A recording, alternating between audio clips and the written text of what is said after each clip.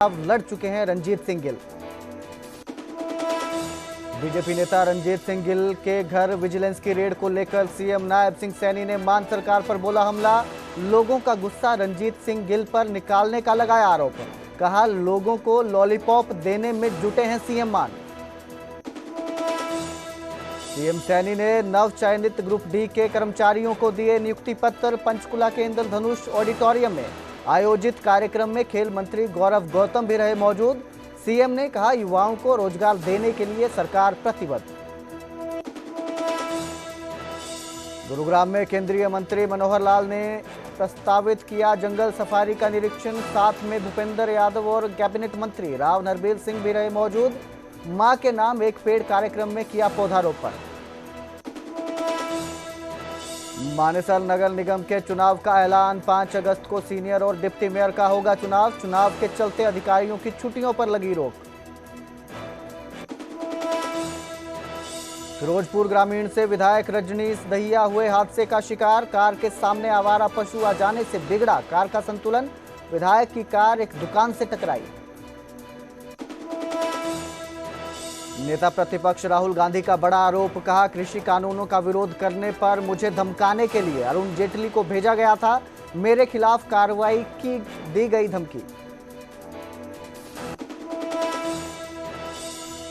राहुल गांधी के दावे पर अरुण जेटली के बेटे रोहन जेटली का पलटवार। कहा कृषि कानून 2020 में लागू हुए, मेरे पिता का निधन 2019 में हुआ।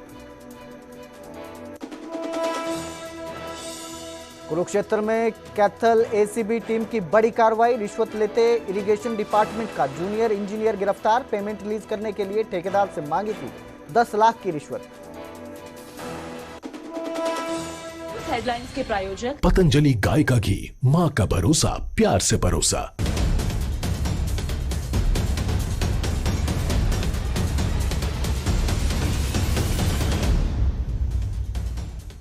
नमस्कार, स्वागत है न्यूज 18 पंजाब हरियाणा में। मैं आपके साथ कुलदीप भारद्वाज। बुलेटिन की शुरुआत करते हैं। बीजेपी नेता रणजीत सिंह गिल के घर विजिलेंस की रेड को लेकर सियासी संग्राम तेज हो गया। सीएम नायब सिंह सैनी ने पंजाब सरकार पर हमला बोला और कहा कि भेदभाव से काम ना किया जाए।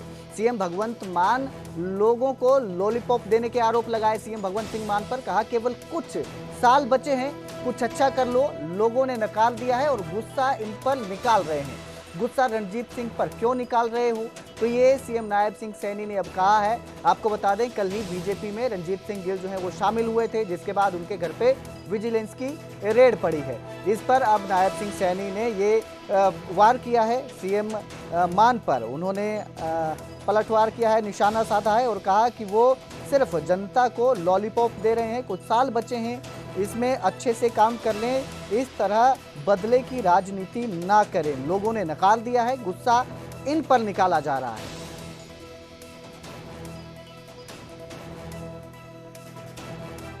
बीजेपी ज्वाइन कर ली रणजीत सिंह ने, कल है का गिल साहब ने ज्वाइन करी। उसके घर का वो भेज दी विजिलेंस, वहां भेज दी उसके घर में।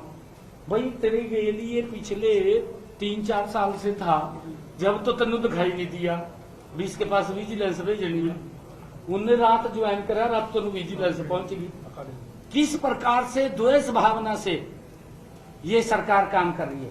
ये लोगों का काम नहीं कर रही, ये तो लोगों को आवाज दबाने का काम कर रही है, उनका गला घोटने का काम कर रही है। परंतु ये भारत है, मान साहब, केजरीवाल साहब, ये भारत के लोग हैं। इन्होंने तो अंग्रेजों को यहां से बाहर भगाने का काम कराया, ये दबे नहीं। आप कैसे इनकी आवाज को दबा देंगे? अभी आपको रिजल्ट देंगे ये लोग। तो आपको बता दें बीजेपी नेता रणजीत सिंह गिल के घर पर विजिलेंस ने रेड की है, छापेमारी की है। कल ही ये बीजेपी में शामिल हुए थे। घर के अंदर विजिलेंस के अधिकारी अभी भी मौजूद है। रेड के दौरान रणजीत सिंह गिल के वकील को भी अंदर नहीं जाने दिया गया। तो रणजीत सिंह गिल जो हैं वो पहले अकाली दल में थे, कुछ दिन पहले ही उन्होंने अकाली दल को छोड़ा था और उसके बाद कल बीजेपी में शामिल हुए थे। शाम को बीजेपी में शामिल हुए और सुबह उनके घर पर विजिलेंस ने रेड कर दी। अभी भी उनके घर पर अधिकारी बताए जा रहे हैं कि अधिकारी हैं। इसके साथ ही उनका जो वकील है उसे भी अंदर नहीं जाने दिया गया। तो रणजीत सिंह गिल इससे पहले 2 बार विधायक के लिए चुनाव लड़ चुके हैं। खरड़ से विधानसभा चुनाव में वो उम्मीदवार खड़े हुए थे।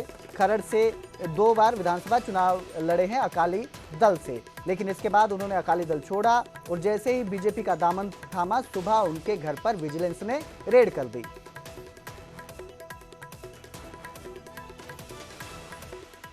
जो है साडी जो ਅਸੀਂ ਲੀਗਲ ਸੈੱਲ ਤੋਂ ਆ ਬੀਜੇਪੀ ਦੇ ਜੀ ਜਦ ਇਹਨਾਂ ਰਾਤੀ ਜੋ ਹੈ ਜੁਆਇਨ ਕੀਤੀ ਹੈ ਬੀਜੇਪੀ ਉਹਦੇ ਬਾਵਜੂਦ ਇਹ ਪੋਲੀਟੀਕਲ ਮੈਂਡੇਟ ਦੇ ਨਾਲ ਜਿਹੜਾ ਹੈਗਾ ਸਾਰਾ ਕੰਮ ਕੀਤਾ ਹੈਗਾ। ਅਸੀਂ ਜੋ ਹੈ ਵਿਜੀਲੈਂਸ ਨੂੰ ਰਿਕੁਐਸਟ ਕਰਨ ਆਏ ਹਾਂ ਕਿ ਜੋ ਵੀ ਕਾਰਵਾਈ ਹੋਵੇ ਉਹ ਸਾਡੀ ਹਾਜ਼ਰੀ 'ਚ ਹੋਣੀ ਚਾਹੀਦੀ ਹੈਗੀ ਹੈ, ਸਾਡੀ ਗੈਰ ਹਾਜ਼ਰੀ ਦੇ ਵਿੱਚ ਨਹੀਂ ਹੋਣਾ ਚਾਹੀਦਾ ਇਹ ਕੰਮ।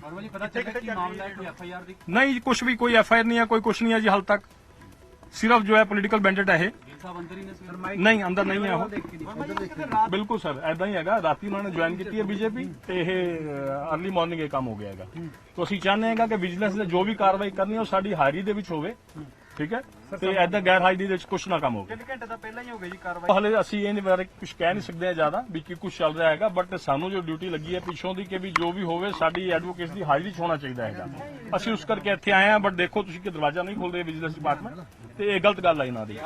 ਢਿੱਲੋਂ ਜੀ ਕੀ ਇਨਫੋਰਮੇਸ਼ਨ ਤੁਹਾਡੇ ਕੋਲ ਹੈ, ਤੁਸੀਂ ਅੰਦਰ ਜਾਣ ਨਹੀਂ ਇਹਨਾਂ ਦਿੱਤਾ, ਕੀ ਹਲੇ ਕੰਡੀਸ਼ਨ? ਦੇਖੋ ਸਾਡਾ ਤਾਂ ਇੱਕੋ ਹੀ ਇਹ ਇਲਤਜਾ ਹੈਗੀ ਹੈ ਵੀ ਸਾਡੇ ਵਕੀਲ ਅਸੀਂ ਆਏ ਹੈਗੇ ਆ ਤੇ ਐਟਲੀਸਟ ਜੋ ਕੁਝ ਵੀ ਹੈਗਾ ਵੀ ਸਾਡੀ ਮੌਜੂਦਗੀ 'ਚ ਕਰ ਦਿੱਤਾ ਜਾਵੇ। We are representing mister Gill ਤੇ ਸਾਡੀ ਮੌਜੂਦਗੀ 'ਚ ਕਰ ਲੈਣ, ਅਸੀਂ ਤਾਂ ਉਹਨਾਂ ਦਾ ਇੰਟਰਫੇਅਰ ਨਹੀਂ ਕਰ ਰਹੇ। ਦੂਜੇ ਜੋ ਵੀ ਲੀਗਲ ਇਹਦੇ ਹੋਣਗੇ ਉਹ ਅਸੀਂ ਲਵਾਂਗੇ, that is a separate issue. ਕੋਈ ਮਾਮਲਾ ਦੱਸਿਆ ਇਹਨਾਂ ਨੇ ਕੀ ਮਾਮਲਾ ਕੋਈ ਵੀ ਜੀ ਅਜੇ ਤੱਕ ਤੇ ਇਹ ਕਿਸੇ ਦੇ ਸਾਹਮਣੇ ਆ ਗਿਆ, ਇਹ ਤਾਂ ਸਿਰਫ ਵੀ ਇਹੀ ਹੈਗਾ ਸਪੋਜੀਸ਼ਨਸ ਨੇ ਜੀ, ਇਹਨਾਂ ਦਾ ਇੱਥੇ ਲਿੰਕ ਜੁੜ ਗਿਆ, ਉਹਨਾਂ ਦਾ ਉੱਥੇ ਜਸਟ ਹਵਾ 'ਚ ਹੈ, ਕੋਈ ਕੰਕਰੀਟ ਤਾਂ ਇਹਨਾਂ ਵੱਲੋਂ ਕੁਝ ਵੀ ਨਹੀਂ ਆਇਆ ਅਜੇ ਤੱਕ। ਠੀਕ ਹੈ, ਸਾਡਾ ਤਾਂ ਇਹੀ ਹੈਗਾ ਜੀ ਵੀ ਇਹਨਾਂ ਨੂੰ ਐਟਲੀਸਟ ਸਾਡੀ ਮੌਜੂਦਗੀ 'ਚ ਹੋਵੇ। ਦੂਜੀ ਗੱਲ ਹੈ ਦੇਖੋ political vendetta is writ large on the face of it. ਠੀਕ ਹੈ, ਕੱਲ ਰਾਤੀ ਇਹਨਾਂ ਨੇ ਜੁਆਇਨ ਕੀਤਾ ਤੇ ਅੱਜ ਸਵੇਰੇ ਇਹਨਾਂ ਰੇਡ ਹੋਈ। He is a winning candidate of the Kharar constituency in the next elections, ਇਹਦੇ 'ਚ ਕੋਈ ਦੋ ਰਾਏ ਨਹੀਂ ਹੈਗਾ। ਤੇ ਹਲੇ ਵਰਮਾ ਜੀ ਅੰਦਰ ਕੀ ਪਰਮਿਸ਼ਨ ਦੀ ਗਈ? ਉਹ ਕਹਿ ਰਹੇ ਆ, ਕਹਿੰਦੇ ਗੱਲ ਚੱਲ ਰਹੀ ਹੈਗੀ ਹੈ ਬਈ 10-15 ਮਿੰਟ ਦਾ ਟਾਈਮ ਦੇ ਦਿਓ, ਵੇਟ ਕਰਾਂਗੇ 10-15 ਮਿੰਟ। ਜੇ ਅੰਦਰ ਨਾਲ ਜਾਣ ਦਿੱਤਾ ਜੇ ਅੰਦਰ ਨਾ ਜਾਣ ਦਿੱਤਾ ਸਾਡੇ ਕੋਲ ਜਿਹੜੇ ਹੋਰ ਵੀ ਜੋ ਵੀ ਕੋਰਸ ਹੋਣਗੇ ਅਸੀਂ ਅਡਾਪਟ ਕਰਾਂਗੇ। ਤੇ ਜਿੱਦਾਂ ਢਿੱਲੋਂ ਜੀ ਦੱਸ ਰਹੇ ਸੀ ਕਿ ਹਲੇ ਕੋਈ FIR ਦੀ ਕਾਪੀ ਕੋਈ ਮਾਮਲਾ ਕੁਝ ਵੀ ਨਹੀਂ ਮਿਲਿਆ ਸਰ, ਕੁਝ ਵੀ ਨਹੀਂ ਮਿਲਿਆ। ਜਸਟ ਜੋ ਰਾਤੀ ਬੀਜੇਪੀ ਜੁਆਇਨ ਕੀਤੀ ਹੈ ਤੇ ਸਵੇਰੇ ਰੇਡ ਹੋ ਗਈ ਹੈ।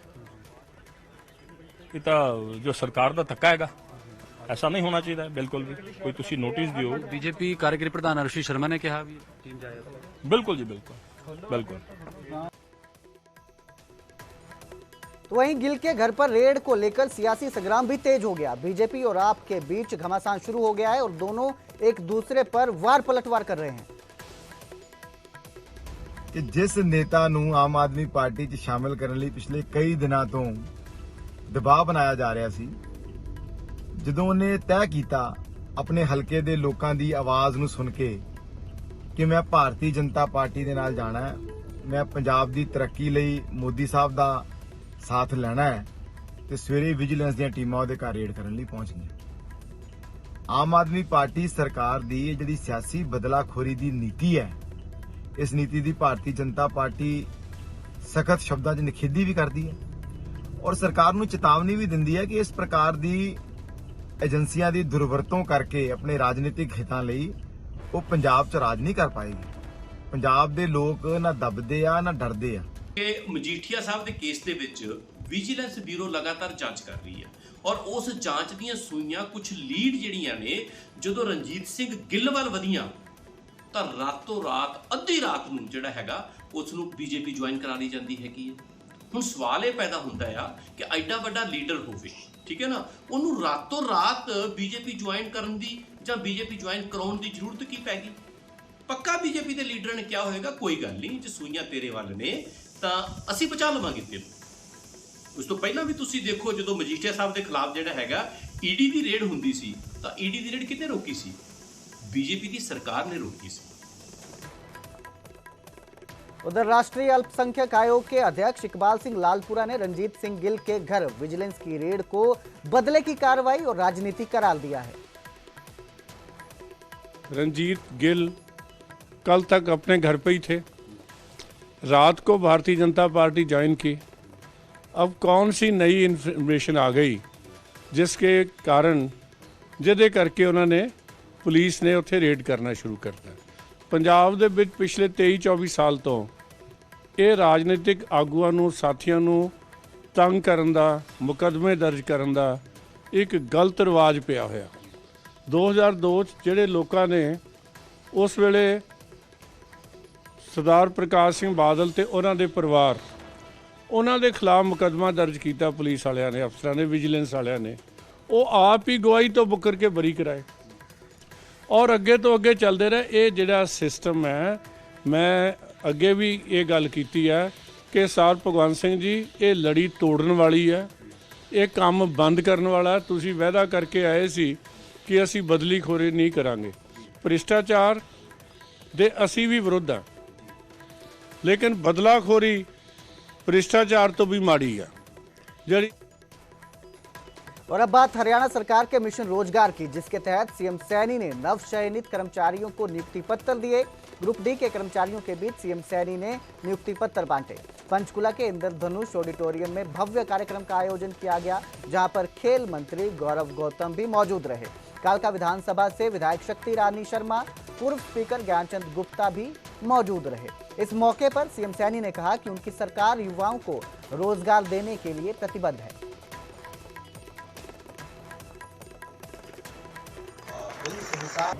आज हमारे नवनियुक्त ग्रुप डी के अभ्यर्थियों को पिछले दिनों लगभग 7500 नए युवाओं की ज्वाइनिंग हुई थी।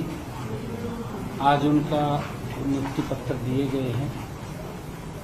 उसमें अभी लगभग 1500 बच्चों को यहाँ बुलाया गया है।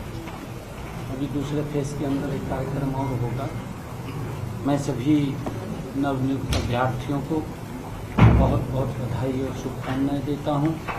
उनके परिवारजनों को, उनके रिश्तेदारों को सरकार का जो संकल्प है कि ट्रांसपेरेंसी के आधार के ऊपर युवाओं को नौकरी देना, उसके ऊपर हमारी सरकार का लगातार नॉन स्टॉप एक मूवमेंट चल रहा है। और हमने जो अपने संकल्प पत्र में भी कहा है, धीरे धीरे करके हम उसको पूरा कर रहे हैं और उसको आगे बढ़ा रहे हैं। मुझे खुशी है कि इनके शामिल होने से लगभग अब तक हमारी सरकार ने 1,85,000 युवाओं को हरियाणा सरकार में नौकरी दी है। ये मात्र 10.5 वर्षों का कार्यकाल है। तो वहीं गुरुग्राम के मानेसर नगर निगम में चुनाव का ऐलान कर दिया गया है। 5 अगस्त को सीनियर और डिप्टी मेयर का चुनाव होगा। चुनाव के चलते अधिकारियों की छुट्टियों पर रोक लगा दी गई है। मानेसर निगम कमिश्नर ने आदेश जारी किए गए हैं। बीजेपी में भी बड़ा सियासी खेल शुरू हुआ है। 12 पार्षदों को नेपाल के काठमांडू भेजा गया है। राव इंद्रजीत सिंह और राव नरबीर सिंह खेमा सक्रिय हुआ। पिछले 1 महीने से गुरुग्राम से बाहर हैं। मानेसर नगर निगम के जो पार्षद हैं, भाजपा के महज 7 पार्षद चुनाव जीते थे। कुल 20 पार्षदों में से 7 ही चुनाव जीत पाए थे, जिसके बाद 7 निर्दलीय पार्षदों को भाजपा में शामिल करवाया गया था। मानेसर में डॉक्टर इंद्रजीत निर्दलीय मेयर जीतकर आई हैं। डॉक्टर इंद्रजीत अपने आप को केंद्रीय मंत्री राव इंद्रजीत सिंह की समर्थक होने का दावा करती रही हैं। इस खबर पर ज्यादा जानकारी के लिए मेरे सहयोगी धर्मवीर शर्मा मेरे साथ जुड़े हैं। जी धर्मवीर, क्या अपडेट है इस पूरे चुनाव को लेकर और क्या इस पे डिप्टी मेयर और मेयर का चुनाव किन का किया जा सकता है? बिल्कुल, देखिए, नगर निगम चुनाव को बीते कई दिन हो गए हैं, उसके बावजूद भी सीनियर डिप्टी मेयर और डिप्टी मेयर का चुनाव नहीं हो पाया था, क्योंकि अब की बार जो मेयर का चुनाव था वो डायरेक्ट हुआ था, जिसमें कि निर्दलीय जो उम्मीदवार थी डॉक्टर इंद्रजीत, वो जीत कर आई थी। वो लगातार अपने चुनावी जो उनका सफर था उसमें वो लगातार ये दावा करती थी कि वो केंद्रीय मंत्री राव इंद्रजीत सिंह की समर्थक है। और ख़ास बात यह है कि इस पूरे चुनाव के दौरान राव इंद्रजीत सिंह जो केंद्रीय राज्य मंत्री हैं, उन्होंने भी मानेसर नगर निगम से के चुनाव प्रचार से दूरी बनाई थी। वो कभी भी चुनाव प्रचार में नहीं गए, क्योंकि वो नाखुश थे कि उनके समर्थकों को वहाँ पर टिकट में तवज्जो नहीं दी गई। हालांकि गुरुग्राम नगर निगम के दौरान जरूर वो सक्रिय थे एक चुनाव प्रचार में, लेकिन मानेसर में नहीं थे। अब चूंकि 5 अगस्त की तारीख मुकर्रर की गई है सीनियर डिप्टी मेयर और डिप्टी मेयर के चुनाव के लिए, तो ऐसे में दोनों ही खेमे, चाहे वो राव इंद्रजीत सिंह का हो चाहे फिर वो राव नरबीर का हो, दोनों सक्रिय हैं। दोनों नेताओं के समर्थक अपने अपने चहेतों को कहीं ना कहीं कुर्सी पर काबिज करना चाहते हैं, और इसीलिए पिछले 1 महीने से लगातार जो पार्षद हैं मानेसर नगर निगम के 20 पार्षद हैं, वो सभी पार्षद दो गुटों में बटे हुए हैं और अलग अलग जगहों पर लगातार यात्राएं कर रहे हैं। पहले वो धार्मिक यात्रा पर थे, अब जो हमें जानकारी मिली हमारे सूत्रों से वो यही है कि 12 से 13 पार्षद जो है वो काठमांडू में है, जबकि बाकी पार्षद दूसरी जगह हैं। दूसरी तरफ ये दावा लगातार किया जा रहा है कि दोनों ही नेताओं के खेमे में 10-10 पार्षद है और लड़ाई जो है वो महज एक पार्षद को लेकर के है कि एक पार्षद किस खेमे में जाकर बैठेगा, किस खेमे का वो पार्षद टूटेगा जिससे कि दूसरा खेमा भारी हो जाएगा। तो हम कह सकते हैं कि वर्चस्व की लड़ाई है दोनों ही नेताओं के बीच में। इससे पहले हमने देखा है कि जो गुरुग्राम नगर निगम था उसमें लगातार राव इंद्रजीत सिंह के समर्थक जो है मेयर के साथ साथ डिप्टी मेयर और सीनियर डिप्टी मेयर बनते रहे हैं। तो जाहिर सी बात है कि अब भी राजनीति का जो खेल है वो शुरू हो गया है और दोनों ही राव के बीच कहीं ना कहीं ये वर्चस्व की लड़ाई है कि आखिर किसका समर्थक यहाँ पर बाजी मारता है। जी बिल्कुल, ये तो समय ही बताएगा कि कौन जो है बाजी मार पाएगा। बहुत बहुत शुक्रिया इस तमाम जानकारी के लिए धर्मवीर, हमारे साथ जुड़ने के लिए आपका शुक्रिया। तो अब 5 तारीख को ये निर्णय लिया जाएगा, चुनाव किया जाएगा कि कौन मेयर बनता है, कौन डिप्टी मेयर बनता है। उसके बाद ही सारी तस्वीर साफ हो पाएगी। गुरुग्राम और नूंह जिले में बनने वाली जंगल सफारी की तैयारियां तेज हो गई हैं। केंद्रीय पर्यावरण मंत्री भूपेंद्र यादव और केंद्रीय मंत्री मनोहर लाल ने आज प्रस्तावित जंगल सफारी का निरीक्षण किया। लेपर्ड ट्रेल पर दोनों ने प्रस्तावित जंगल सफारी का डिजाइन का निरीक्षण किया। उनके साथ कैबिनेट मंत्री राव नरबीर सिंह भी मौजूद रहे। गुरुग्राम में मेट्रो विस्तार को लेकर मनोहर लाल ने कहा कि गुरुग्राम में मेट्रो विस्तार का काम चल रहा है और उसको तेज गति से आगे बढ़ाया जाएगा। जंगल सफारी का निरीक्षण करने के बाद मंत्रियों ने मां के नाम एक पेड़ कार्यक्रम के तहत पौधारोपण भी किया। हमारे पास यहाँ जो जंगल विभाग की जमीन है वो कुछ पीएलपीए में है, कुछ फॉरेस्ट में है और हमने पिछले दिनों में हमारे केंद्रीय वन और पर्यावरण मंत्री श्री भूपेंद्र यादव जी से बातचीत करके और हमारी हरियाणा सरकार के लोगों से बात करके और एक योजना ये बनाई, यहाँ पर्यटकों को भी लाना चाहिए और इस क्षेत्र के अंदर वन क्षेत्र को भी बढ़ाना चाहिए और इसके लिए जंगल सफारी एक बड़ा साधन हो सकता है जिसमें पर्यटक भी आएंगे और एक जंगल में उस प्रकार का पेड़ पौधों का संरक्षण भी होगा, जीव जंतुओं का संरक्षण भी होगा। तो उसका आज हम भ्रमण करने गए थे, भ्रमण करके आए हैं। मोटा मोटा एक प्रारूप विभाग के लोगों ने दिखाया है, उस पर बैठ करके फाइनल जो भी कुछ बारीकियां होंगी उसके पास होने के बाद फिर हम आगे उसका काम शुरू कराएंगे। तो उधर रोहतक में नक्सली गतिविधियों में शामिल एक युवक को गिरफ्तार किया गया। हिसार एसटीएफ और एनआईए की संयुक्त टीम ने उसे धर दबोचा है। 2.5 महीने से आरोपी किराए के मकान में रह रहा था। Priyanshu Kashyap north regional network को मजबूत कर रहा था, यह आरोप है। युवक के पास से माओवादी दस्तावेज, मोबाइल, टैबलेट भी बरामद हुए। पड़ोसियों को कोई भनक नहीं थी। एनजीओ कार्यकर्ता आरोपी खुद को बताता था। आरोपी की भाषा समझ नहीं आती थी, बात नहीं करता था, ज्यादातर लोगों से घुलता मिलता नहीं था।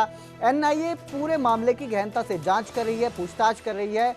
वहीं इस पूरे मामले से स्थानीय पुलिस जो है वो अनजान बताई जा रही है। तो नक्सली गतिविधियों को लेकर युवक को गिरफ्तार किया है। हिसार एसटीएफ और एनआईए की संयुक्त टीम ने दबोचा है इस आरोपी को। 2.5 महीने से आरोपी प्रियांशु कश्यप किराए पर रह रहा था, नॉर्थ रीजनल नेटवर्क को मजबूत कर रहा था। आरोप है युवक के पास से माओवादी दस्तावेज, मोबाइल, टैबलेट बरामद हुए हैं। वहीं पड़ोसियों को भी इसकी कोई भनक नहीं थी। आरोपी खुद को एनजीओ का कार्यकर्ता बताता था, क्या कहता था उसकी भाषा समझ नहीं आती थी। ज्यादातर लोगों से घुलता मिलता नहीं था, बात नहीं करता था, जिसके बाद उस पर शक गहराया था। अगर बात करें स्थानीय पुलिस की तो बताया जा रहा है कि स्थानीय पुलिस को भी इसकी कोई जानकारी नहीं थी। एनआईए फिलहाल इससे गहनता से पूछताछ कर रही है। इस खबर पर ज्यादा जानकारी के लिए मेरे सहयोगी दिनेश मेरे साथ जुड़े हैं। जी दिनेश, क्या अपडेट इस मामले में? बिल्कुल, देखिए एनआईए के हाथ में बड़ी उपलब्धि हाथ लगी है। रोहतक जिले के लाखमारा गांव में किराए पर प्रियांशु कश्यप नाम का युवक रहता था। वो मूल रूप से छत्तीसगढ़ के बक्सर दरबगा का रहने वाला था और पिछले 2-2.5 महीने से यहाँ पर किराए पर रहता था। स्थानीय लोगों की बात माने तो उन्होंने कहा कि जब भी प्रियांशु से हम बात करते थे तो वो ये कहता था कि वो गरीब बच्चों के लिए जो स्कूल खोले गए हैं उनके सर्वे के लिए आए हुए हैं और 9,000 रुपये वो सैलरी लेता था, एक एनजीओ में काम करता था। जबकि एनजीओ की टीम और हिसार सीआईए की टीम और यूपी की एसटीएफ की टीम ने संयुक्त कार्रवाई करते हुए प्रियांशु को हिरासत में लिया है और आरोपी के पास से लैपटॉप, सिम कार्ड, टैबलेट, इसके अलावा माओवादी गतिविधियों में सम्मिलित होने के लिए जो कागजात हैं वो यहाँ पर मिले हैं और जो प्रियांशु है वो नक्सली गतिविधियों में शामिल था और इसके पुख्ता जो सबूत हैं वो एनआईए के हाथ में लगी है। एनआईए की टीम को काफी जी दिनेश, यहाँ पर एक सवाल ये उठता है कि खुलासा कैसे हुआ कि आरोपी जो है नक्सलियों से मिला हुआ है, नक्सली गतिविधियों में शामिल है, इसका खुलासा कैसे हुआ? देखिए, जो प्रियांशु के साथ में एक युवक और रहता था वो हिसार का रहने वाला था, तो हिसार सीआईए ने उस युवक को हिरासत में लिया और कड़ी दर जो कड़ी है वो जुड़ती गई और सीधे जो है सीआईए की टीम ने एनआईए से संपर्क किया और दोनों की संयुक्त टीम जो है वो लाखमाजरा में पहुंची और प्रियांशु को हिरासत में लिया। प्रियांशु के पास से जो नक्सली गतिविधियों में काम आने वाले जो डॉक्यूमेंट है वो हाथ लगे, तो पुख्ता जो है जानकारी एनआईए के हाथ लगी और उन्होंने जो है प्रियांशु को गिरफ्तार किया है। एनआईए की टीम जांच कर रही है कि प्रियांशु के रोहतक में कहाँ का तार थे, क्योंकि जो जहां पर प्रियांशु रहता था वहां के जो पड़ोसी है उनका कहना था कि एमडीयू जो महर्षि दयानंद यूनिवर्सिटी है उसके बाहर भी कई बार प्रियांशु को देखा गया, तो कहीं ना कहीं इसके तार एमडीयू से भी जुड़े हो सकते हैं, इसकी भी जांच की जा रही है। जी बहुत बहुत शुक्रिया इस तमाम जानकारी के लिए दिनेश कौशिक, हमारे साथ जुड़ने के लिए शुक्रिया। तो अब ये तो जांच के बाद ही खुलासा हो पाएगा कि जो आरोपी है प्रियांशु उसके तार और किस किस से जुड़े हैं। दो बंदे थे जिवें अपना मेरे न बुद्धि होता ही वे नहीं बोले बोले हम तो सर्वे करनी है बच्चे। हाँ फिर मैं कहा भाई किस चीज की सर्वे करे है? बोले आंटी हम ये स्कूल में बच्चे कितने पढ़े हैं कितने पढ़ावे हैं और इस फालतू जी मन ज्ञान नहीं है बूझन के। मैं कहा भाई ठीक है जो न बता दीजिए ठीक है। फिर वे तला एक दिन पानी भरन गए। मैं कहा भाई कित के हो?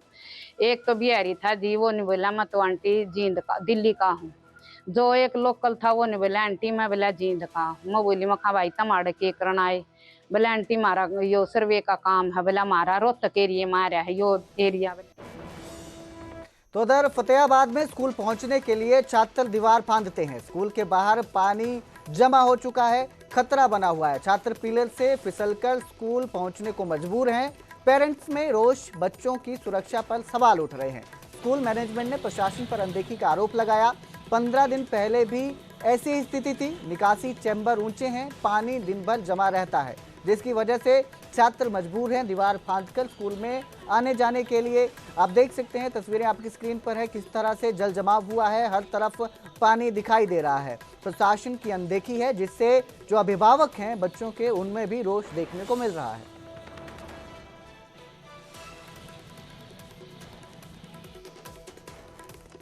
Food safety and standard authorities of India FSSAI ने सभी फूड बिजनेस ऑपरेटर जैसे रेस्तरां, ढाबे, कैफे और खाने पीने की दुकानों को अपने FSSAI लाइसेंस या रजिस्ट्रेशन सर्टिफिकेट डिस्प्ले करने के आदेश दिए हैं। ये डिस्प्ले ग्राहकों की नज़र में आने वाली जगहों पर लगाने के निर्देश जारी किए गए हैं ताकि ग्राहक गंदगी या फिर खाने की गड़बड़ी की शिकायत कर सकें। इस बारे में पंचकुला के सेक्टर 10 के ढाबे के बाहर से जानकारी दे रहे हैं मेरे सहयोगी अंकित दुदानी।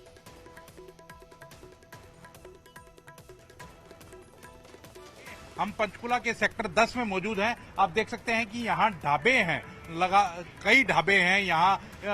जो ढाबे अपना वैष्णो ढाबा है, अपना किचन करके है, तवा ढाबा है, इसको कहीं ना कहीं एक ढाबा चौक भी कहा जाता है। तो कई ढाबे यहाँ मौजूद हैं और इन ढाबों के ऊपर हम देखते हैं कि किस तरह से वो फूड सिक्योरिटी एक्ट के तहत जो गाइडलाइंस आई है वो गाइडलाइंस क्या फॉलो हो रही हैं, तो बात भी करने की कोशिश करेंगे। आप देख सकते हैं कि साफ सफाई कहीं ना कहीं नजर आ रही है, लेकिन पूछेंगे कि एक जो फूड सिक्योरिटी एक्ट के तहत जो गाइडलाइंस नई जारी हुई है, आपसे जानना चाहेंगे।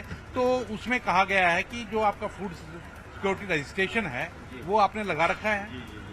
जी लगा रखा है, ये सामने बिल्कुल फ्रंट। ये आप देख सकते हैं कि इन्होंने फूड सेफ्टी जो अथॉरिटी है उसने गाइडलाइंस में कहा है कि अपना जो लाइसेंस है वो लगाना पड़ेगा और वो लाइसेंस यहाँ लगा रखा है। कहीं ना कहीं ये कहा गया है कि ये जो लाइसेंस है ये आम ग्राहक को दिखना चाहिए। जी जी बिल्कुल दिखना चाहिए, जिससे कि कोई भी अगर उनको ग्रीवेंसीज है, कोई समस्या है, कोई खाने में प्रॉब्लम है या साफ सफाई नहीं है तो उसकी शिकायत कर सके। बिल्कुल कर सकेगा, बिल्कुल।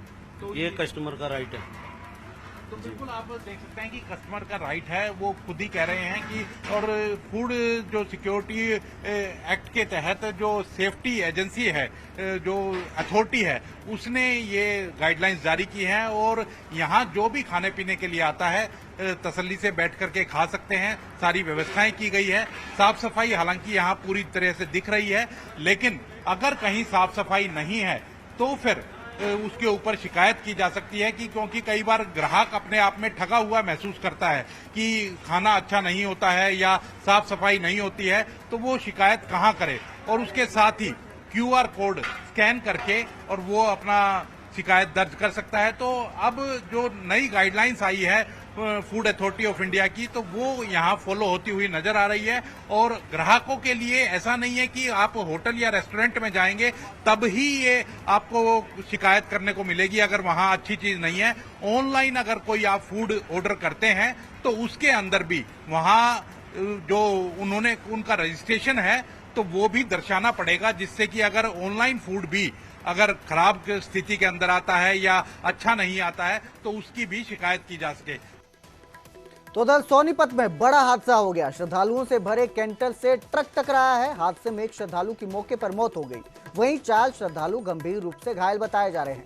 अस्पताल में भर्ती किया गया है। जितने भी घायल श्रद्धालु हैं सभी को, ये सभी श्रद्धालु हरिद्वार जाते हुए यात्रा पर थे।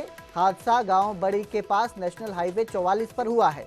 ट्रक की रफ्तार तेज थी, जिसकी वजह से भयानक टक्कर हुई और इस हादसे में एक श्रद्धालु की मौके पर ही मौत हो गई, जबकि 4 घायल बताए जा रहे हैं जिनका इलाज चल रहा है। ये गांव बड़ी के पास काली मंदिर के पास पेट्रोल पंप है जी, वहाँ गाड़ी साइड में लगाई थी। लेडीज पेशाब पेशाब करने के लिए उतरी थी। उतरते ही गाड़ी पीछे से आई बहुत तेजी से और खड़ी खड़ी गाड़ी में ठोक दिया, जिसकी हमारे साथी की कि वहाँ पर खड़े पे होगी। क्या नाम था जिसकी मौत हुई? उसका राजवीर सिंह था जी, और काली जी, लड़ा गाँव लराड़ा जी। कहाँ से कहाँ जा रही थी? जोत के लिए जा रही थी हरिद्वार जी। लराड़ा से सोनीपत से जी, हरियाणा से। हाँ जी, मुर्गी फार्म का जाला था जी। टक्कर किसने मारी? ट्रक वाले ने मारी सर। हाँ जी, मौके पे राजवीर की मौत? हाँ, मौके पे हॉस्पिटल में लेके इतने में मौत हो गई जी। घायल कितने? घायल 4-5 आदमी है जी, लेडीज 1-2 है, बच्चे हैं। हाँ जी। पुलिस को कंप्लेंट कर दी है? हाँ, पुलिस को कंप्लेंट साथ ही साथ हो गई जी।